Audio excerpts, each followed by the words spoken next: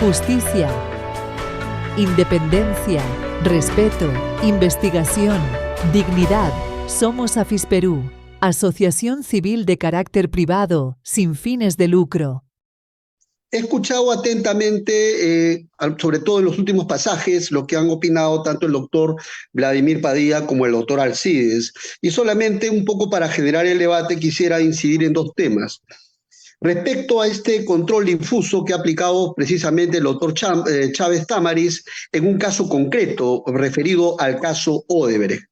Efectivamente, yo creo que yo concuerdo con la postura de los dos intervinientes, con el doctor Chinchay y con el doctor Padilla, en el sentido de que no hay una receta general, sino que tendría que verse caso por caso para establecer en qué supuesto específico podría aplicarse esta figura del control difuso. Sobre todo, creo yo que el escenario especial para ello serían casos complejos de criminalidad organizada, y en la medida que se hayan presentado pues altos niveles de dificultad durante el proceso penal, ¿no? Es decir, yo creo que no hay una fórmula general, sino que debe resolverse caso por caso.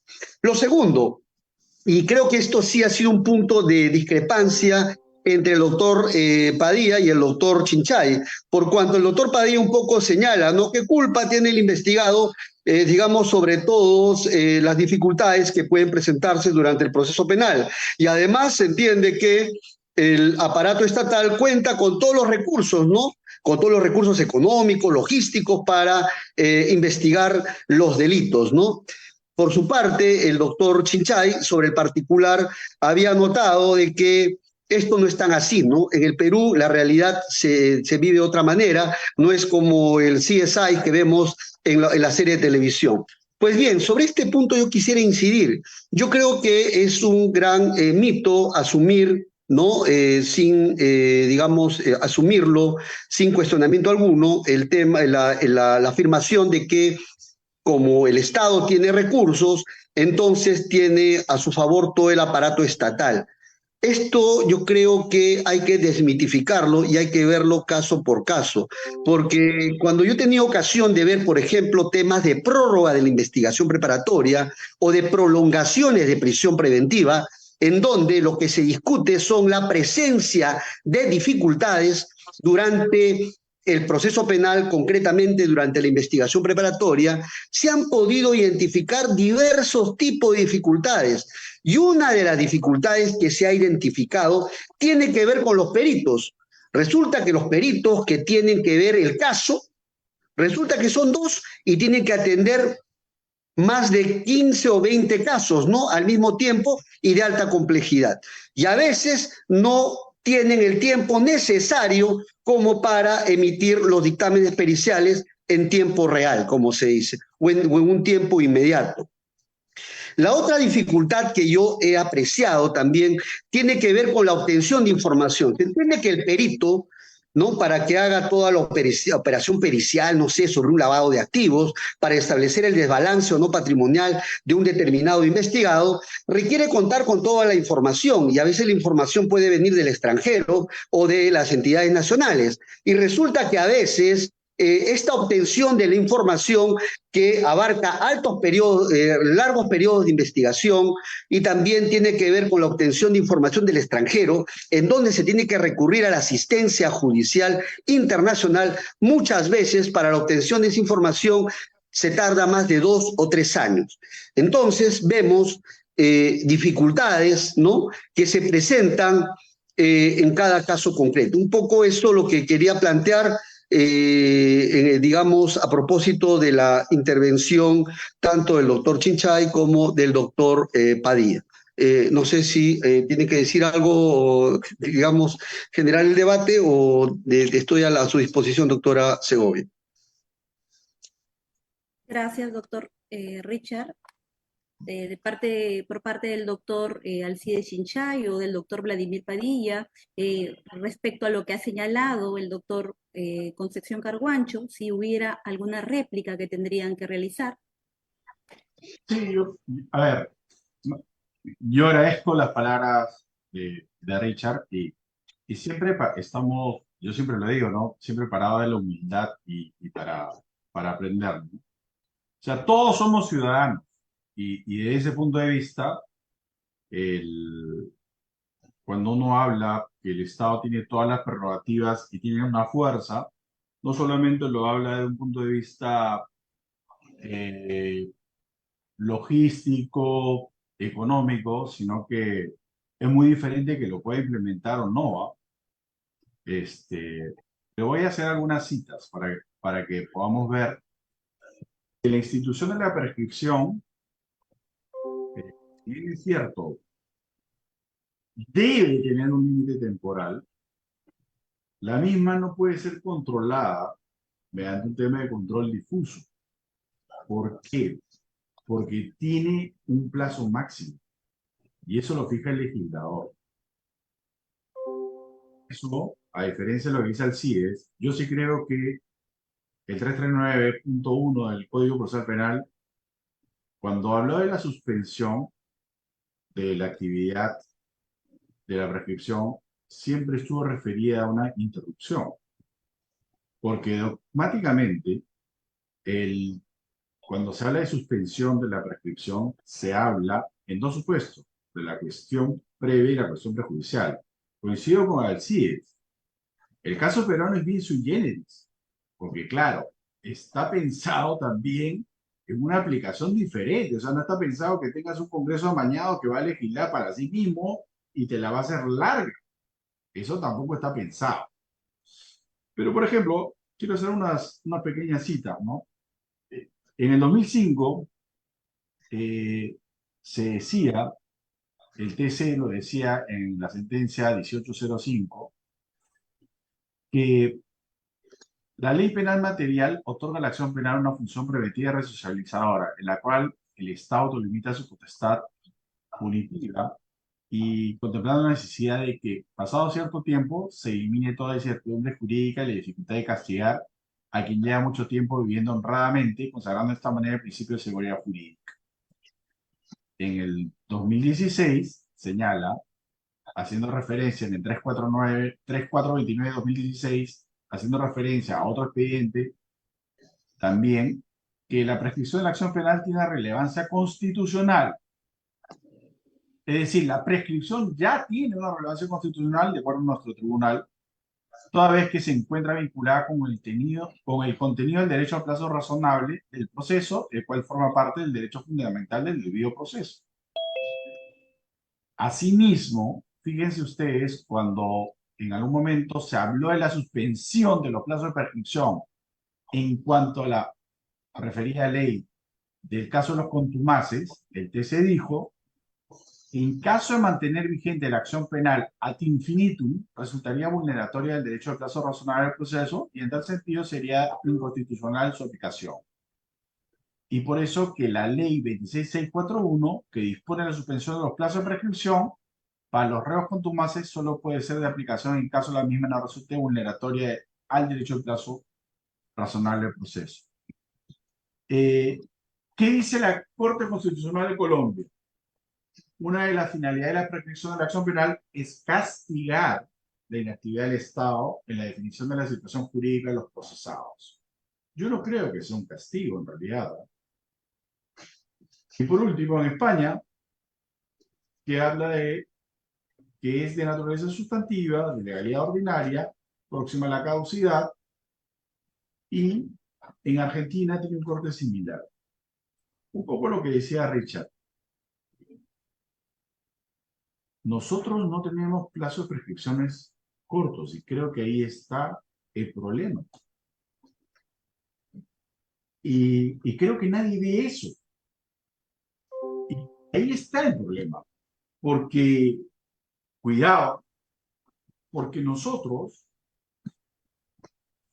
el artículo 80 del Código Penal dice, y eso cuando lo reconocemos dice, es, y se olvida esto, la prescripción no será mayor a 20 años. Nadie lo menciona, esto se ha olvidado. Tratándose de delitos sancionados con pena de cadena perpetua, se extingue la acción penal a los 30 años. 30 años y 20 años. Entonces, lo que pasa es que ya se rompió la proporcionalidad también. Entonces, en el caso este que mencionábamos del doctor Chávez, es un caso cuya pena máxima es 6 años. Entonces, ya pasaron 10. Pero se pretende que se siga juzgando. Y ahí hay un problema con la proporcionalidad. Entonces, ahí se va a romper todo aquello que hablábamos de la pena. Y ahí yo creo que sí se rompe el tema del plazo. Entonces, yo estoy de acuerdo con Alcides, por ejemplo, en el caso que él mencionaba de los 18 años, ahí no hay, es muy diferente, ¿no? Por eso yo hablaba, Richard, tú no estabas, por ejemplo, nosotros deberíamos, en otros países, por ejemplo, se habla de la media de la prescripción. Oye, ni para ti ni para mí, ¿por qué me vas a tratar como culpable si estamos hablando de la prescripción de la acción penal? Hablemos de la media. Pero acá yo te digo, fíjate algo que no se contempló en el código. Nosotros tenemos el sistema de tercios. Si yo soy primario, ¿por qué me vas a seguir al último tercio? ¿Por qué no me trazas en el primer tercio?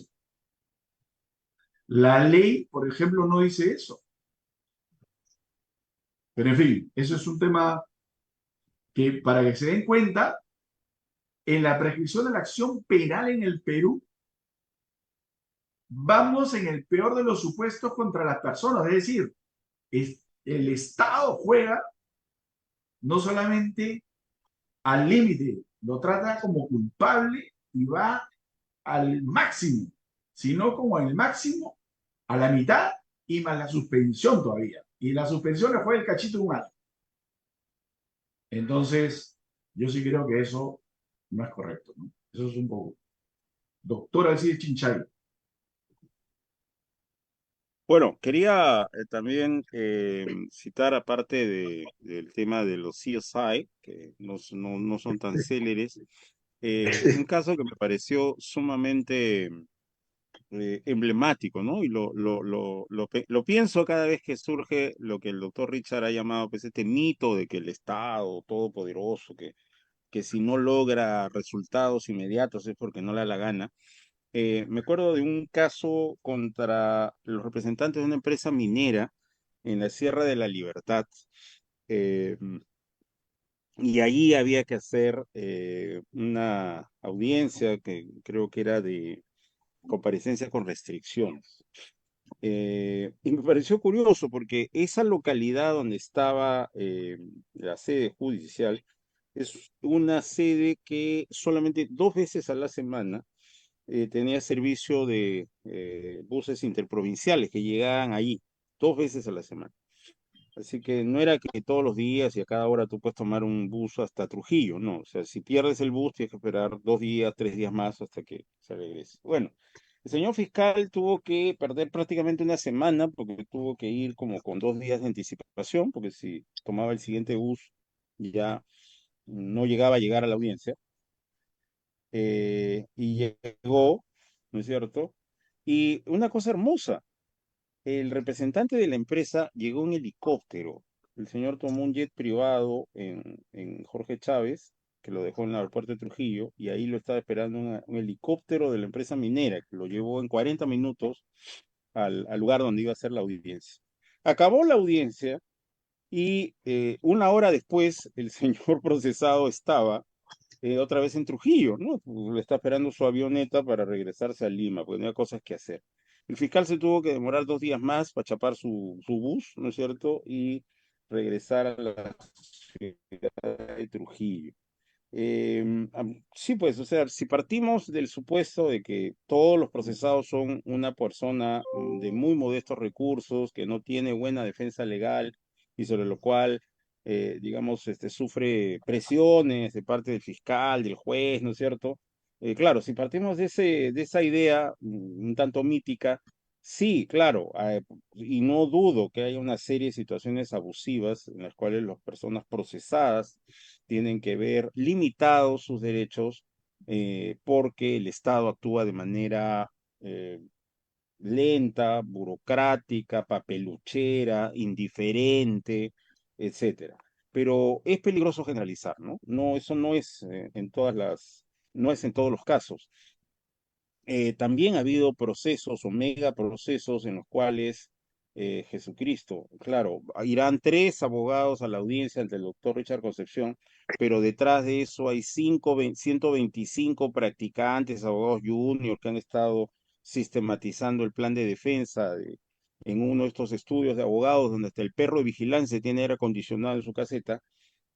Mientras que el señor fiscal ha tenido que trabajar con 2 o 3 personas, ha tenido que comprarle su pollito en metro, ¿no es cierto?, para cenar, y se han quedado todas las noches sin trabajar. Así que ese mito del Estado superpoderoso, ¿no es cierto?, que tiene todos los recursos ante sí, ¿no? Tanques Sherman, aviones F-16, la sexta flota a su disposición, mientras pobrecito, pobrecito, el imputadito apenas puede con su alma, no es necesariamente cierto, ¿no? Y sobre todo cuando estamos hablando de cuellos blancos, no me refiero al juicio del cuello blanco, sino a la delincuencia del white collar crime, menos es todavía así. Entonces, el tema de la contumacia me parece muy significativo, ¿no?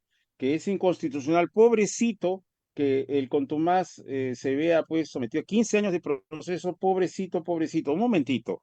Si es contumaz, quiere decir que el señor sabe perfectamente que tiene un proceso y está al otro lado del Océano Pacífico sacándonos la lengua, ¿no? Entonces, que el señor diga, ¡oh, qué vejamen! El Ministerio Público tiene abierto 15 años el proceso y el doctor Richard Concepción hasta ahora no hace mi juicio oral o no da el autoenjuiciamiento. Oye, hijito, pero es porque tú no quieres venir, ¿no es cierto? O sea, es una situación completamente distinta al caso de Haidu que estaba relatando en mi primera moción, que estas personas están sometidas al proceso y 7 veces la Corte Suprema, 7 veces les anuló el juicio oral y ordenó un nuevo juicio oral. Son situaciones totalmente distintas. Entonces, una manera de ser la apreciación desde la óptica de derechos humanos de qué hacemos con una persona que se ha sometido al proceso y 7 veces la Corte Suprema anuló su juicio para que se haga un nuevo juicio, a una persona que nos saca la lengua desde el otro lado del Océano Pacífico diciendo jojolete, lero, lero, Richard Concepción, no me atrapas, no me atrapas. O sea, son cosas diferentes. Creo que no se pueden medir con el mismo rasero, ¿no? Solamente quería añadir ello. Interesante, doctor Chinchay. Mire, antes de cederle el uso de la palabra al doctor Concepción, doctor Chinchay, y también para el doctor Vladimir, para el doctor Concepción Carguancho, a partir de esta modificatoria de los pronunciamientos que ha emitido la Corte Suprema, en los casos del antiguo código, o sea, tramitados bajo el Código de Procedimientos Penales de 1940, nosotros hemos recibido en la Fiscalía en la que trabajo, porque también tenemos casos en liquidación, tenemos a raíz aproximadamente como 130 solicitudes de prescripción de la acción penal. ¿Pero de quién? De personas que están en la condición de contumaces. Si bien es cierto, existía justamente la ley, pues la ley era la 26.641, que existe todavía y que establecía claramente que el procesado en condición de contumaz, a partir de esa fecha se suspende automáticamente el plazo de la prescripción. Pero justamente la Corte Suprema en los recursos de nulidad 1538-2022 y 159-2022 con el antiguo código, ha aplicado esta norma, esta modificatoria del artículo 84, y esa situación que usted está señalando es una situación antijurídica que la crea el propio procesado, el propio imputado, ¿no? Pero y ahí antes de esta modificatoria habían pronunciamientos del Tribunal Constitucional y también de la misma Corte Suprema en donde señalaban que cuando se sabe esa suspensión, se sabe en el momento que era puesto, que era capturado o que él se ponía derecho. Sin embargo, con esta modificación están aplicándolo y le voy a decir así que se está pues declarando fundadas las prescripciones y prácticamente es lo que está saliendo pues, es la defensa que están realizando pues estos procesados, ¿no? Al respecto, no sé si tienen algo que aportar o algún comentario para poder pasar al tema de justamente que el doctor Alcides Chinchay remarcó en su intervención muy importante. Ya tenemos un consenso acá, veo, de que tiene que haber un plazo de suspensión. Entonces, la pregunta que cabe acá a cada uno de los expositores es, ¿cuál debe ser ese plazo de suspensión? Se han deslizado ideas de que debe ser caso por caso. En todo caso, lo relevante aquí sería saber la posición de cada uno y de manera concreta. Gracias. Si me permite, doctora Segovia, y con la venia del doctor Chinchay y del doctor Vladimir. Quisiera un poco plantear ese tema, ¿no? Yo creo que el plazo de suspensión o el plazo, digamos, de suspensión para todos los efectos en un año que ha establecido la 31751, para los casos comunes creo que no despertaría ningún problema, creo yo. Yo creo que donde sí podría presentarse una gran problemática es sobre los casos complejos o sobre los casos contra la criminalidad organizada, ¿no? Sabemos muy bien que los plazos que ha establecido el Código Procesal Penal para los casos complejos y los casos de criminalidad organizada son plazos largos y en donde los procesos penales van a tener una duración de largo aliento. Entonces, la pregunta es, ¿este plazo de suspensión, que para todos los efectos se va a reducir un año, es diminuto o es razonable, ¿no? Yo creo que ahí está el punto central digamos, de debate, ¿no?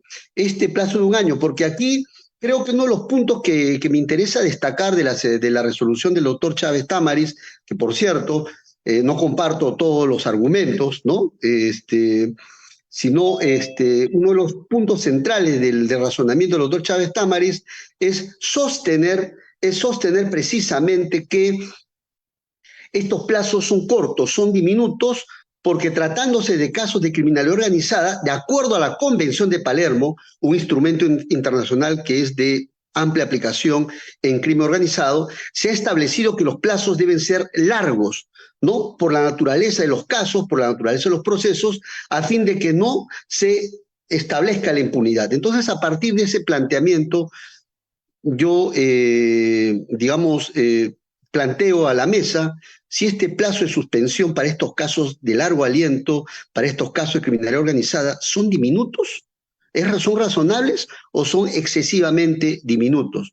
¿O es que acaso se debe, tomar partido por una fórmula intermedia? En todo caso, yo creo que el punto está en centrar si el legislador ha sido razonable en la fijación de este plazo como una fórmula general para todos los casos. No sé qué es lo que tiene que decir.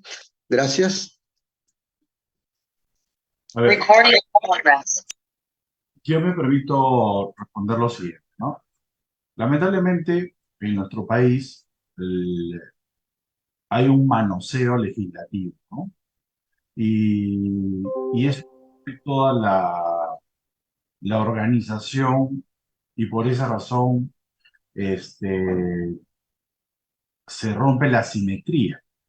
Para empezar, el Código Procesal Penal no fue pensado para crimen organizado. Por esa razón es que se ha parchado. Por eso yo sostengo, ya será materia de otra conversación.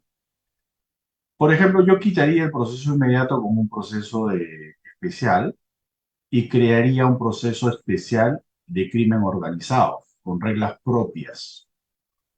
Y establecería todo como un proceso especial. En segundo término, el tema de la suspensión, que, ojo, y yo como crítica no lo veo inconstitucional, pero claramente está mal formulado. No tiene sentido que le hayan colocado un año, como muchas de las normas que no tienen sentido que las saca el legislativo, porque demuestra una ignorancia total, que no saben que la investigación penal tiene 3 niveles, ¿no? Investigación simple, compleja y de crimen organizado. No lo puedes tratar igual. Entonces, si tú quieres suspender, tendrías que establecer niveles de suspensión, si es tu intención, ¿no? Entonces, claramente, tendría tendríamos que buscar una reforma de eso, una reforma en la cual, de manera proporcional, Richard, así como lo hay, si tú dices que hay un año de suspensión en la investigación simple, tendrías que colocarlo en compleja que sea 3 y en crimen que sea 5. Pero ojo, también yo diría que eso tendría que ser previo, digámoslo así, control jurisdiccional, porque también hemos visto que con el solo imputación se van también, ojo, y eso es también lo malo, hay que decir las cosas como son, porque la prescripción se va con la simple imputación fiscal, porque no hay una verificación de control, porque yo imputo el delito más grave, como es crimen organizado, y ya estamos en el supuesto más grave. Entonces, hay que establecer aspectos en los cuales ni tan cerca que queme al santo, ni tan lejos que no lo alumbre, ¿no? Entonces, yo sí creo que hacia eso debemos de apuntar y también tenemos que reformar varias otras cosas más, como lo que yo te hablaba del tercio, ¿no? No funciona igual para delitos comunes que para delitos de crimen organizado. Por eso yo digo, date cuenta tú que tendría que ir a un proceso especial y ahí podemos abarcar, porque a mí me hace mucho ruido, y ahí estamos con Alcides de claro, que todas estas modificaciones, fíjate, muchas veces lo hacemos pensando en las grandes organizaciones criminales, pero terminamos afectando a las personas que menos recursos tienen. Entonces, por eso legislemos para esta criminalidad organizada una legislación especial y a lo otro, pues de otra manera. Bien. En mi consideración, yo no trabajaría con plazos el tema de la suspensión. Por eso creo que ha sido sabio que el Código Procesal Penal nunca puso plazos, dije simplemente se suspende, porque ahí ya debe entrar a tallar reglas razonables de justamente duración razonable del proceso, ¿no? Como lamento que, digamos, un poco mis ejemplos, creo que el doctor Richard Concepción no los escuchó, el caso Hajduk y el otro caso de Marcelo con Mariela, que nos demuestran que una cosa es duración razonable del proceso y otra cosa es plazo de prescripción, son dos cosas diferentes, y yo creo que la duración razonable no puede establecerse jurisprudencialmente con una valla, ¿no? Diciendo ya, todo el mundo 3 años, todo el mundo un año, no, eso estoy perfectamente convencido, debe trabajar caso por caso, pero definitivamente para que eso opere y eso proteja a los procesados, tenemos que trabajar pues sobre base de excelencia. Si no trabajamos sobre base de excelencia, sí, va a haber muchos procesados cuyos derechos van a ser mancillados y pisoteados, y no se trata de eso. Y mancillados y pisoteados porque, por desgracia, no todos los jueces tienen la prestancia y la lucidez de Richard Concepción Carguancho. Entonces, em, se ha hecho famoso en Legis ayer, creo, un vídeo en el cual una jueza combinaba a los señores procesados a acogerse a la conclusión anticipada, porque si no se acogían iban a someterse al proceso e iban a tener que probar su inocencia y les apercibían, ¿no? Si ustedes no prueban su inocencia van a tener condenados, ¿no? Y no, bueno, no porque esté en la casa, ¿no? No se trató de un exabrupto. Sabemos que también una fiscal se le escapó esa frase en una entrevista televisiva hace algunos meses. Pero bueno, creo que ha sido, en el caso de la fiscal, una manera de decir que se le escapó. La señora en el vídeo difundido por Legis, 7 veces le dice a los procesados, ¿no? Si no prueban su inocencia, van a tener condenados, ¿no? Bueno, y claro, lo que haría pues un Vladimir Padilla ante una jueza que dice, si no prueban su inocencia, por supuesto que, ¿no es cierto? Como el cantar medieval, ¿no? Orlando Furioso, ¿no? Entonces Vladimir el Furioso, ¿no es cierto? Hubiera clamado al cielo por semejante expresión de la jueza, pero no todos los abogados son pues como Vladimir Padilla, ¿no? Entonces, más bien la actitud de, señora jueza, y nos dejaría unos 15 minutos para hablar pues con el señor fiscal, ¿no es cierto? O sea, en lugar de protestar, de dejar sentado, bueno, ¿por qué habla usted de probar la inocencia? La inocencia no se prueba. Ya, claro, si estamos ante jueces así, perdón, abogados así, definitivamente estamos mal, estaríamos dejando desprotegidos a los procesados. A mí me llama la atención que haya abogados que se quejen de que los fiscales prácticamente, dicen los abogados, extorsionan a los procesados para que se acojan a la terminación o a la conclusión anticipada. Y yo comprendo que la mamá del procesado puede decir eso, yo comprendo que la esposa del procesado puede decir eso, yo comprendo que un hijito adolescente del procesado se queje de eso, pero no el abogado, porque, discúlpame, tú eres su abogado. O sea, si el fiscal es cierto que estaba extorsionando a tu cliente para que se acoja, ¿dónde estabas tú? ¿Estabas pintado?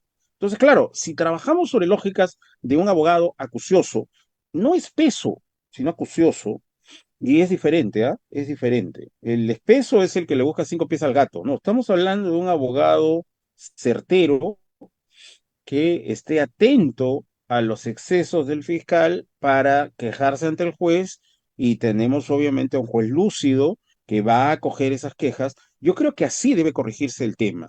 Por ejemplo, el plan de trabajo del señor fiscal. Ya el solo hecho que el fiscal trace un plan de trabajo demasiado ambicioso, que se notifica, pues, ¿no? Es una disposición con la lista de diligencias. Yo ya podría recurrir al juez. Señor juez, esto no le va a dar el tiempo al señor fiscal. Estos son demasiadas diligencias. Mire, el 40% de estas diligencias son inútiles. No le van a producir información útil al señor fiscal dentro de la propia hipótesis que traza el propio fiscal. No, no es que yo quiera imponerle al señor fiscal que digamos, su estrategia. No, dentro de la propia estrategia que el propio fiscal dice, estas diligencias son inútiles. ¿No es cierto? Entonces, si trabajásemos así, creo que podríamos trabajar siempre lo que en mi consideración debería ser la pauta. Siempre condición, nunca plazo, nunca plazo. Es el señor fiscal se está demorando, en este caso, más de lo que razonablemente podría demorarse o debería demorarse. Así eso sea 6 semanas, no que sea 6 años, no, no, no, 6 semanas. En este caso, 6 semanas es demasiado, señor juez. Y claro, si trabajamos sobre este control razonable, lo razonable nunca da cantidades fijas de tiempo, nunca, siempre es caso por caso. Yo creo que tendríamos una mejor perspectiva. De todas maneras, vamos a incurrir en arbitrariedades y decimos, no, para simples 3 meses, para complejas 6 meses, no. O sea, eso no se puede trabajar así. Eso depende de un caso, caso por caso. Por ejemplo, el Acuerdo Plenario 2-2016 extraordinario. El tema de proceso inmediato. Ya la ley dice, si el caso es complejo, no puede someterse a proceso inmediato. La jurisprudencia de este acuerdo plenario añadió otro más. Si la pena es alta, no puede ser proceso inmediato. Ya. Hay otra cosa que no necesariamente tiene pena alta y no es complejo. Es el caso difícil de investigar. Es el supuesto que yo estaba dando. Necesito ADN. Ya. En Perú, conseguir pruebas de ADN es súper difícil, pero es un solo procesado por un solo acto delictivo en agravio de una sola persona. Eso no es complejo, pero ni en Urano. Eso no es complejo, es difícil de investigar, que es distinto. Entonces, claro, la Corte Suprema, formalista, ignorante de lo que pasa en la realidad, ha dicho, no, lo difícil es lo complejo. No, no, no. Todo lo complejo es difícil de investigar, pero no todo lo difícil de investigar es complejo. ¿Y cómo sé que este caso puede ser un caso simple, un procesado, un hecho delictivo, un agraviado, recontra simple, y sin embargo sea difícil de investigar? No hay ninguna norma que me lo va a decir. Eso tiene que verse caso por caso. Señor fiscal, hace 10 meses que usted está con las diligencias preliminares abiertas y es un procesado, un hecho delictivo, una agraviada. ¿Por qué tiene 10 meses? Simple, señor, para determinar que de los 7 que pasaron la noche con la señora, ¿cuál es el procesado? Para eso tengo que tener ADN. Y el ADN no viene. Eso no es mi culpa. No es culpa del procesado, pero tampoco es mi culpa, señor juez. ¿No es cierto? Y en ese caso, me parece, ¿no? Me parece. No necesariamente Vladimir va a pensar como yo, no necesariamente el doctor Richard Concepción Carguancho va a pensar como yo, pero en ese caso, yo, juez, diría, bueno, sí, tienes razón. continúa con tu investigación. ¿No es cierto? No es culpa del procesado, pero tampoco es tu culpa, fiscal. ¿No es cierto? Entonces, una vez más, yo me ratifico que no debe ser plazo, debe ser condición, en mi modesta consideración. Gracias. Doctor, antes de el doctor Vladimir Padilla tiene alzado la mano, quiere intervenir, pero antes de eso, doctor Alcides Chinchay, por interno, están preguntando, atendiendo a la posición que usted está manejando, ese análisis de caso por caso, tiene que existir alguna directriz, por ejemplo, la razonabilidad del plazo del proceso, lo que estableció el Tribunal Constitucional, la complejidad del asunto, la actividad procesal del investigado, las actuaciones de los órganos judiciales, o cuáles serían esas directrices para analizar el caso por caso. Sí, el caso de mi distinguido compañero de promoción fiscal, lamentablemente ya fallecido, un gran amigo, un caballero, César Rubén de los Ríos Martínez. Él fue de mi promoción de ingreso al Ministerio Público y falleció de un penoso cáncer al cerebro. Él, bueno, se hizo famoso por una sentencia del TC que marcó el tema del plazo razonable, ¿no? El caso Gleiser-Katz, Samuel Gleiser-Katz, que venció Samuel Gleiser-Katz a César Rubén de los Ríos Martínez. Y ahí el tribunal usó los tres criterios que obviamente no son invención, el copyright no es del tribunal, eso viene del extranjero, los criterios subjetivos, la actuación del fiscal, si el fiscal es torpe, si el fiscal está perdiendo el tiempo, ¿no es cierto?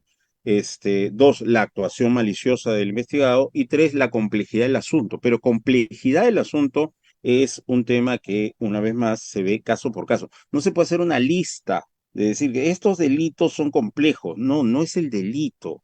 Es en mi circunstancia concreta. ¿Puedo llegar a una conclusión rápido o no? eh, los que trabajamos en el mundo fiscal y creo que también en el mundo judicial, sabemos que hay una tragedia nacional para todo. El doctor Richard Concepción compartirá conmigo esta notificar. Tengo que notificar 4 personas. Oye, ¿te vas a demorar 6 meses por 4? Claro, porque si no trabajas en el sistema de justicia, 4 personas 6 meses, sí, pues, ¿qué pasa? Yo digo, como tengo que notificarlo en un lugar muy alejado de un centro urbano grande del Perú, ya, me doy un mes. Me doy un mes para que el sistema llegue a notificarlo. Así que lo voy a citar de aquí 5 semanas. O sea, mes y una semana. Ya. Al mes, una semana que tengo que tomar su declaración, el tipo no viene. Pero no solo es que no viene, ni siquiera puedo saber si lo han notificado o no. Ni siquiera puedo saber eso. Entonces, si no conoces eso, si no sabes que notificar a un peruano que vive en un lugar alejado de un centro urbano grande, o sea, que no es tan sencillo como calle Comercio 260, Interior 7, ¿ya? Bueno, si no sabes que muchos peruanos no viven en una calle con un número y un número de interior, que tienes que irlos a buscar a lugares muy apartados donde las referencias son árboles, son piedras, son ruinas o recodos de un río. Si no sabes eso, no rebuznes en jurisprudencia porque estás hablando sandeces, estás hablando lo que no sabes. Entonces, si sabes que hay que notificar en una condición así, 6 meses para 4 personas es poco tiempo. Es poco tiempo. Y no es que los fiscales todopoderosos con la sexta flota, con 120 aviones F-16 y 58 helicópteros artillados, tienen todo el universo a su disposición. No, eso no es cierto, pues eso es un mito. Lo único que puedo hacer es activar el sistema de notificaciones del Ministerio Público. Y eso se demora así. Entonces, al cabo de 6 meses, de 4 personas, él toma la ocasión a una o a dos. Y de los otros, repito, ni siquiera sé si los han llegado a notificar o no. Ya pues. Entonces, para decir, no, pero 2 años es mucho, 3 años es mucho, hay que conocer, pues. No conozco el tema, no sé cómo se trabajan esas cosas, entonces no rebuzno. Mejor me callo la boca en lugar de estar sacando jurisprudencia suprema llena de sandeces, ¿no es cierto? Que no sé, pues no conozco, entonces mejor me callo la boca, ¿no es cierto? Ahora, repito, eso es distinto de lo que yo en algún momento he llamado fiscal mono con metralleta. El fiscal mono con metralleta, esa es otra cosa. ¿no es cierto? Es el fiscal desordenado que se llena de diligencia, quiere llamar a todo el mundo, a cada persona la llama 5 veces, cada vez que llama a una persona se encierra 18 horas con la persona, ¿no es cierto? Le pregunta si prefiere tallarines o arroz, si prefiere carne o pescado, si prefiere combate o esta es guerra, le pregunta tonterías y media. Ese fiscal está perdiendo el tiempo. Y obviamente eso tiene que ser controlado por el juez, obviamente. Pero estoy hablando yo de otra cosa, estoy hablando de factores que no dependen de nadie. Entonces, que la Corte Suprema haya dicho una perfecta sandez, en estas cosas no hay un plazo, así que vamos a poner un plazo razonable. Y luego dicen, ¿no? Y el plazo razonable, ¿sabe cuánto es? Es tanto tiempo. Eso no es plazo razonable, pues. Para empezar, eso no es plazo razonable, eso se llama plazo jurisprudencial. El plazo razonable nunca, nunca tiene una cantidad de tiempo. Nunca. Eso es, el plazo razonable, por definición, se ve caso por caso. Y una vez más, que sea complejo, crimen organizado, qué sé yo, no necesariamente me dice que tiene que durar mucho o tiene que durar poco. Eso, repito, puede ser de crimen organizado y se puede hacer perfectamente en un año. Podría suceder. Y puede ser que sea simple, pero necesite 3 años. Depende de caso por caso. Adelante, doctor Vladimir Padilla. Claro, a ver, pero en algo estamos de acuerdo. La prescripción descansa en un plazo razonable y la ley plantea un plazo máximo. Nosotros sustentamos eso. No, solamente yo quería compartir con Alcides que así como que el sistema se ha distorsionado, tanto así que, por ejemplo, eh, el pedir, por ejemplo, el día de hoy, él habla del lado de la fiscalía, la defensa cuando pide, por ejemplo, un control de plazo, lo que va a suceder es que se lo va a fijar después de cuánto tiempo, de 6, 8 meses, una audiencia. No es inmediato. O sea, estamos igual de reventados, así, en el dolor, hermano, porque mientras tanto, el calvario, el Señor de los Milagros lo seguimos cargando, porque entonces, ¿qué quiere decir? Que no es un tema que en realidad obedezca a algo, digamos, real. Entonces, sí creo, como digo yo, que hemos destrozado lo que hemos construido, lo que se construyó en algún momento, ¿no? Porque a todas luces no podemos entender o señalar que esto es un proceso, porque si nosotros queremos en realidad establecer el proceso como tal, tiene que tener reglas claras, no puede agarrar y establecer algo que puede establecerse, no, tiene que tener reglas claras. Tú colocas a alguien y eso se da a toda instancia para que tú me digas, oye, ¿cuánto es lo que puede hacerse? Y eso yo no lo percibo en el proceso penal peruano cuando hablamos de la prescripción. Porque antes era una cosa, después lo cambian a otra cosa y no va teniendo sentido. Entonces, sea que, y seamos honestos, si la fiscalía no tiene los recursos que hoy día debería tener, es porque no hay una voluntad para tenerlo. Y si hay una mala actuación de los fiscales, no en tu caso o en los que están aquí, es porque simplemente pues no se quiere, pero en puridad también es que podamos hacer mayores cosas y eso parte por lo como yo le decía, ¿no? O sea, acabo con esto. A mí me parece zurdo el proceso inmediato donde te dicen que ya me parece pernicioso, ¿no? O sea, tienes un proceso inmediato donde se da para estos supuestos y por si acaso, pero también puedes hacer proceso, criterio de oportunidad, ¿ah? O sea, un buen romance es, oye, instaura mejor tu proceso de oportunidad o acuerdo reparatorio, que antes eran facultativos, y ¿para qué vas a ir a un proceso inmediato? ¿Para qué vas a estar si puedes utilizar eso antes?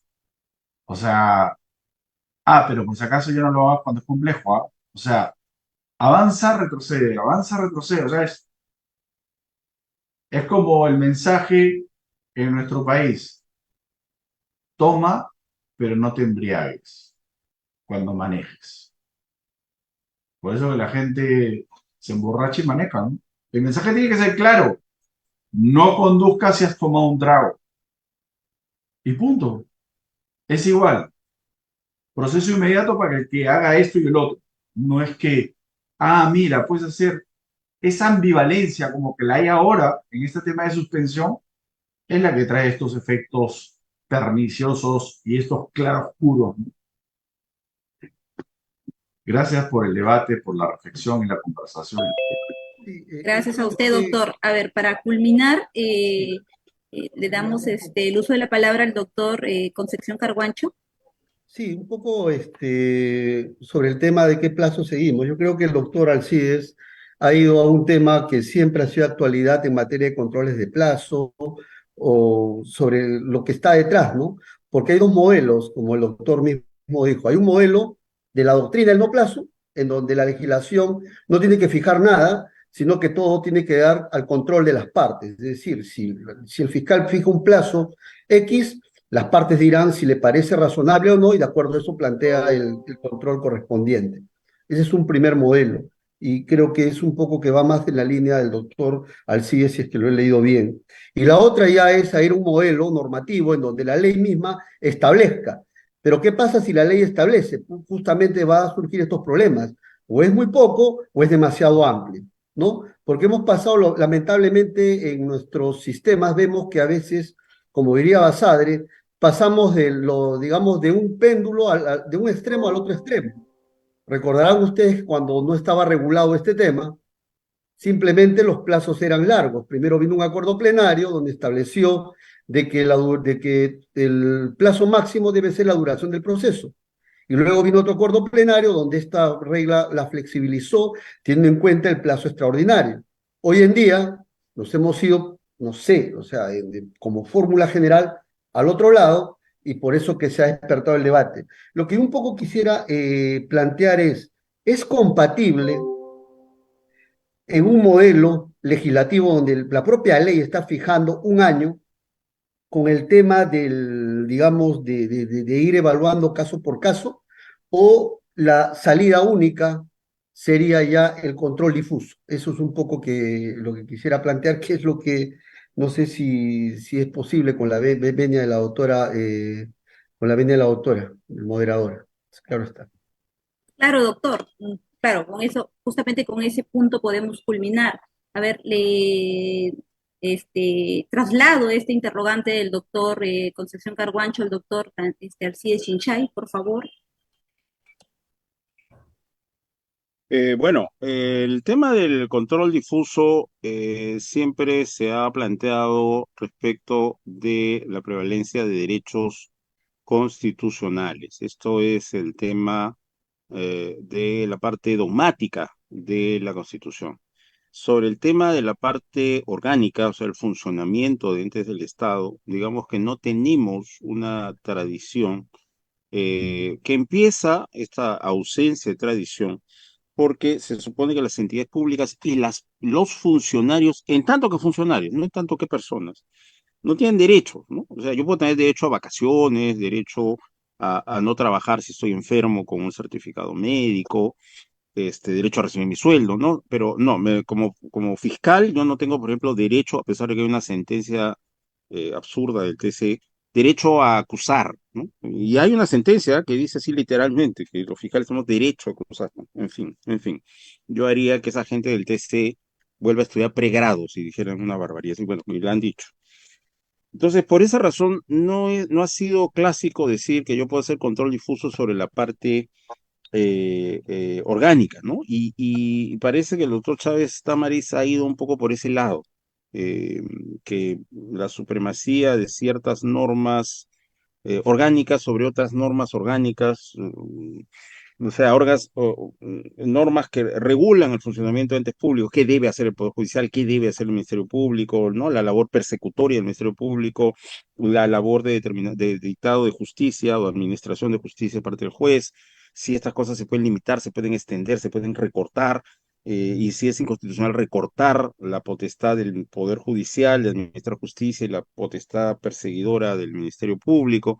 No hay una tradición sobre eso. Lo que sí la tradición está consolidada es que si alguna actividad del ente estatal vulnera derechos fundamentales, sí, hay que preferir la protección del derecho fundamental por encima de estos temas orgánicos. Caso del 142 de la Constitución. Las decisiones del Jurado Nacional de Elecciones y del Consejo Nacional de la Magistratura, ahora Junta Nacional de Justicia, no pueden ser revisadas por el Poder Judicial. Entonces viene la pregunta, ¿y si yo he sido mal no ratificado, si no me han ratificado siguiendo el debido proceso, no tengo a dónde protestar? Si me han excluido como candidato a una alcaldía por razones no atendibles en la ley, no tengo a dónde protestar. Y claro, literalmente el 142 dice, no, no tienes a dónde protestar, o sea, porque yo no quiero que el Poder Judicial interfiera con estos docentes para que haya este equilibrio de entidades públicas, ¿no es cierto? Pero, ¿qué ha dicho la jurisprudencia? No, pues, definitivamente el derecho a ser sometido al debido proceso y a ejercer el derecho de defensa vale derechos fundamentales, vale por encima de las limitaciones que la Constitución haya podido dar en la parte orgánica al Poder Judicial respecto al Jurado Nacional de Elecciones. Y por lo tanto, sí puede haber, y de hecho hay, amparos contra el Jurado Nacional de Elecciones y contra el Consejo Nacional de Magistratura, ahora Junta Nacional de Justicia. Y en ese sentido es sorprendente, es novedoso que se esté trabajando más bien solo parte orgánica, ¿no? No me queda claro que eso pueda ser materia, como dice muy bien Vladimir, ¿no? Eso debe ser controlado, pero no es muy claro que eso debe ser vía control difuso. El control difuso no habría sido hecho para ello, ¿no? Pero puede ser que el doctor Chávez Tamariz esté innovando el mundo jurisdiccional, el mundo de la jurisprudencia nacional. Y no es que sea una persona equivocada, tal vez esté siendo más bien un profeta, ¿no? Que está abriendo un nuevo espacio de trabajo, un nuevo espacio de reflexión, podría ser. Desde esa perspectiva, bueno, veremos cómo es que se termina decantando dentro del Poder Judicial si se consolida esta idea del control difuso o no, ¿no? Bueno, el tema, desde el punto de vista académico, no se puede hablar de control difuso. Es más, hay un aspecto importante que es un tema de predictibilidad y además la Corte Suprema ya interpretó y ya lo aplica. Es decir, bajo ese efecto, el Poder Judicial ha señalado que hay un tema de constitucionalidad de esa norma y no podría haberlo porque no lesiona ningún derecho.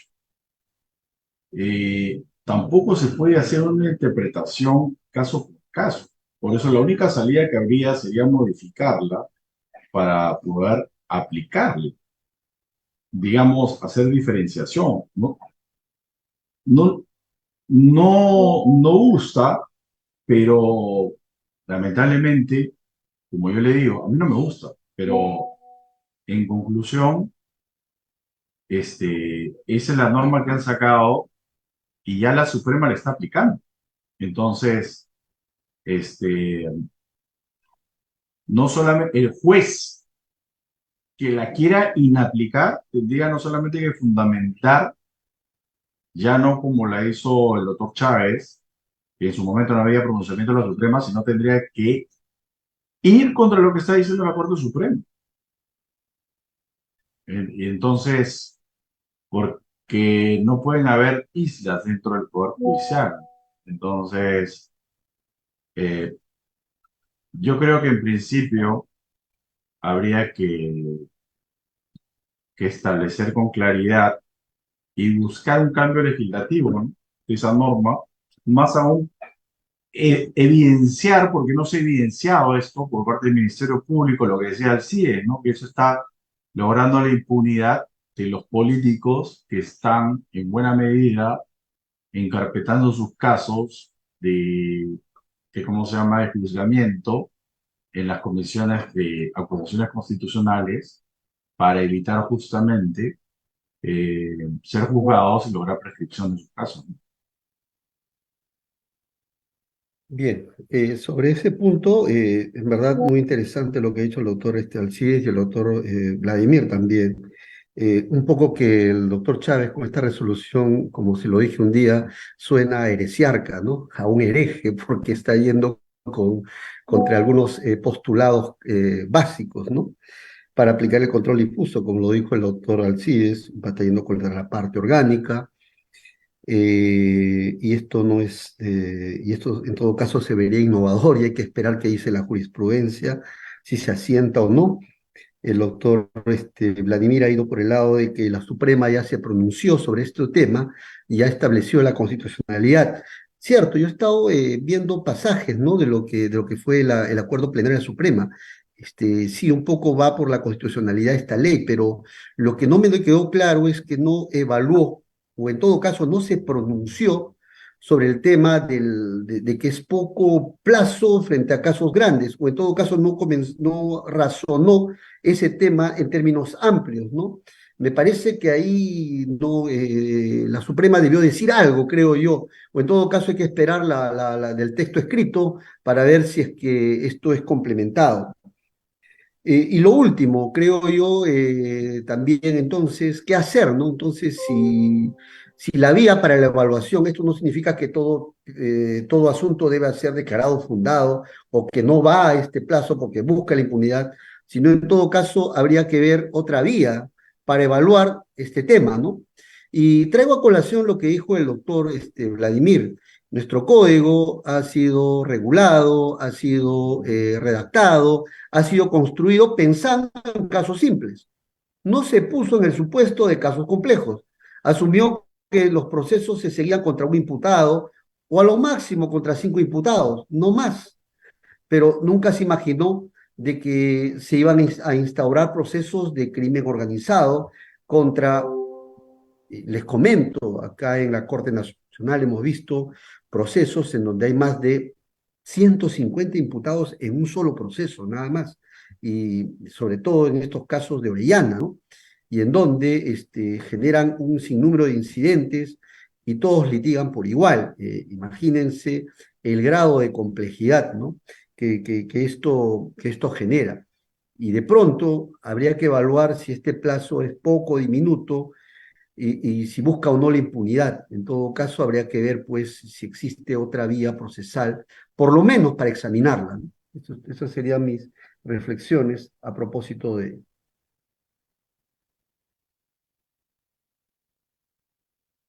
Gracias, doctores. Incluso hace poco, 27, 28 de septiembre, se llevó a cabo un pleno supremo en el cual se han presentado las ponencias y uno de esos temas fue la suspensión de la ley de prescripción de la acción penal y su relación con la modificatoria 31.751 que incluso anunciaron en el mismo pleno de que en diciembre estará pues emitiéndose el acuerdo respectivo. Para la Asociación de Fiscales del Perú es un gusto haberlos tenido y un honor. Vamos a pasar a la ronda de preguntas de los participantes. Pueden levantar la mano, por favor, o en todo caso escribir en el chat si tuvieran alguna interrogante. Gracias.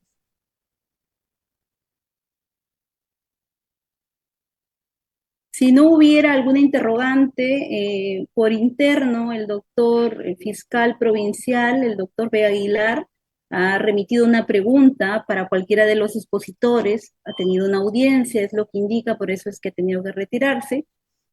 Si las reglas de la suspensión se aplican a las querellas, donde no hay formalización de investigación preparatoria. Esa es su pregunta, cualquiera de los expositores, si tendría a bien responderla. Bueno, es una acción privada. En la acción privada, la instauración del proceso se hace con la presentación ante el juez. Ahí tendríamos, creo, una mezcla en principio, me parece, salvo mejor opinión de mis compañeros de mesa, eh, una mezcla de los supuestos de interrupción y de suspensión. Interrupción en el sentido de que obviamente se interrumpe, como dice el Código Penal, con las actuaciones, en este caso del Poder Judicial, no del Ministerio Público, porque no interviene el Ministerio Público. Entonces, con la actuación del Poder Judicial, cuando se aboca, y curiosamente ahí se aboca es con B labial, no con V, ya, pero eso sería materia de otro tema, de otro día. Cuando se aboque el Poder Judicial con B labial, eh, creo que se estaría interrumpiendo la prescripción y como yo sostuve, el 339 es una lógica de tiene que durar el proceso algo, ¿no? Algún plazo tiene que durar. Ya, y esa duración se llama suspensión, ¿no? Entonces, sí, tendría que haber ahí un plazo razonable para que el juez de paz haga el proceso correspondiente o el juez penal. Sería falta el caso que también es de acción privada y si es de querella, sería ante el juez penal, se haría, tiene que haber una duración razonable del proceso por faltas, que es también por acción privada, y del proceso propiamente de delitos por acción privada. Me parece que ahí habría una conjunción de ambas cosas. Sin embargo, hay una potestad que tiene el juez y esa potestad es la potestad de ordenar que la policía haga una investigación. Creo que debería entenderse, pero eso no fluye del texto. Ahí ha habido una deficiencia en la redacción del texto. Debería, digamos, equipararse esa fase en que el juez dice, un momentito, antes de pasar al procesamiento, al juicio, quiero que se haga una investigación para esclarecer los hechos. Creo que esto debería seguir las reglas de control de plazos de la investigación, o sea, estamos hablando de un control de suspensión, me parece, pero no fluye del texto. El texto le da al juez esa potestad de ordenar que la policía haga una investigación, pero no dice bajo qué reglas de plazo, por ejemplo, debe ser esto controlado. Creo que simplemente ahí habría que seguir los temas de plazo razonable, ¿no? En mi modesta consideración. Gracias, doctor. Si no hubiera otra interrogante, vamos a dar por terminado el evento académico, agradeciendo a cada uno de los expositores y también a quienes hasta finalizar nos han acompañado. Agradecerle pues por sus ponencias y con ello pues generar el pensamiento crítico de esta institución catalogada como mixta por el doctor Vladimir Padilla, ¿no? Un tanto procesal y un tanto también sustantiva. Y además, esta sesión pues queda grabada también para los que somos parte de la Asociación de Fiscales del Perú. Venimos realizando diversos eventos de capacitación, doctores. Nos están acompañando hasta el último momento varios fiscales, a pesar de, como sabemos, el trabajo que se tiene en el Ministerio Público, que es un trabajo arduo. Agradeciéndoles nuevamente y con ello pues también señalarles que el certificado en calidad de expositores les estará llegando a sus correos electrónicos y coordinando en todo caso con mi persona. Muchas gracias y muchas gracias también a los participantes.